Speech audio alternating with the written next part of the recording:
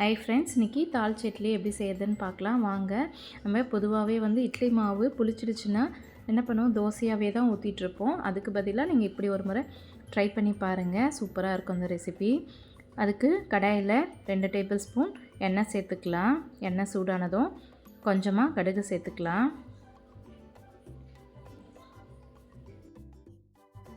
கடுகு பொரிஞ்சதும் கடலைப்பருப்பு 1 டேபிள் ஸ்பூன், உளுத்தம்பருப்பு 1 டேபிள் ஸ்பூன் சேர்த்து நம்ம கலந்து விட்டுக்கலாம்.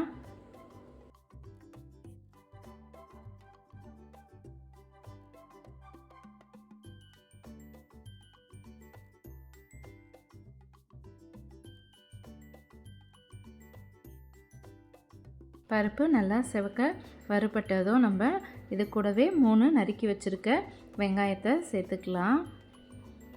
வெங்காயத்தை நல்லா பொன்னிறமாக வதக்கிக்கலாம்.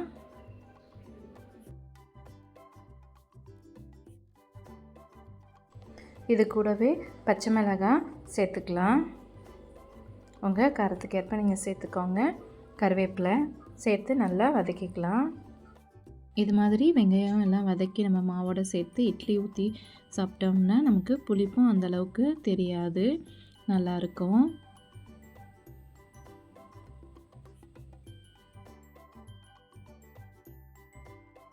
ஓரளவுக்கு வெங்காயம் வதங்கிடுச்சு. கொஞ்சமாக உப்பு சேர்த்துக்கோங்க. இட்லி மாவுலேயே ஏற்கனவே உப்பு இருக்கும், அதனால் இந்த வெங்காயத்துக்கு தேவையான அளவு மட்டும் உப்பு சேர்த்துக்கலாம். கடைசியாக இது கூடவே ஒரு கைப்பிடி அளவு கொத்தமல்லி சேர்த்துக்கலாம். சேர்த்து அதையும் நல்லா வதக்கிக்கலாம். இப்போது எல்லாம் நல்லா வதங்கிடுச்சு. கொஞ்ச நேரம் இதை அப்படியே ஆற விட்டுடலாம்.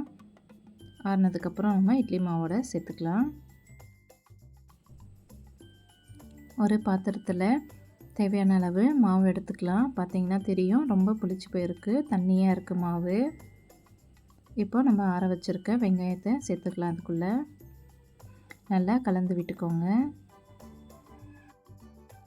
இட்லி ஊற்றுறதுக்கு முன்னாடி இட்லி பாத்திரத்தில் கொஞ்சமாக தண்ணி ஊற்றி கொதிக்க வச்சுக்கோங்க. தண்ணி நல்லா கொதித்ததும் இட்லி தட்டில் துணி சேர்த்தோ இல்லை எண்ணெய் சேர்த்தோ நீங்கள் இட்லியை ஊற்றி எடுத்துக்கோங்க. ஒரு 10 நிமிஷம் வேகட்டும். இந்த தால்ச்சா இட்லிக்கு ஒரு சூப்பரான சைட் டிஷ்ஷுன்னு பார்த்திங்கன்னா மிளகாய் பொடி. அது எப்படி செய்யுதுன்னு பார்க்கலாம். ஒரு 8 சின்ன வெங்காயத்தை இடி உரலில் நல்லா இடித்து எடுத்துக்கலாம். அது கூடவே 5 பூண்டு பல் சேர்த்துக்கோங்க. அதையும் நல்லா தட்டி எடுத்துக்கலாம். பார்த்திங்கன்னா இது மாதிரி தட்டி எடுத்துக்கலாம். ஒரு பவுலில் சேர்த்துக்கோங்க. கூடவே 1 ஸ்பூன் மிளகாய்த்தூள் சேர்த்துக்கோங்க. கொஞ்சமாக உப்பு சேர்த்துக்கலாம். கூடவே எண்ணெய் தேவையான அளவு சேர்த்து நல்லா கலந்து விட்டுக்கோங்க. அரை ஸ்பூன் வச்சு கலந்து விட்டுக்கோங்க. பாருங்கள், ரெடி ஆகிடுச்சு. நம்ம அதுக்குள்ளே ஊற்றி வச்ச இட்லியும் வெந்துடுச்சு. இப்போ இந்த இட்லிக்கு இந்த மிளகாய் பொடி சூப்பரான காம்பினேஷனாக இருக்கும். நீங்கள் கூடவே ஏதாவது சட்னி வச்சு சாப்பிட்டாலும் ரொம்ப நல்லாயிருக்கும். ட்ரை பண்ணி பாருங்கள்.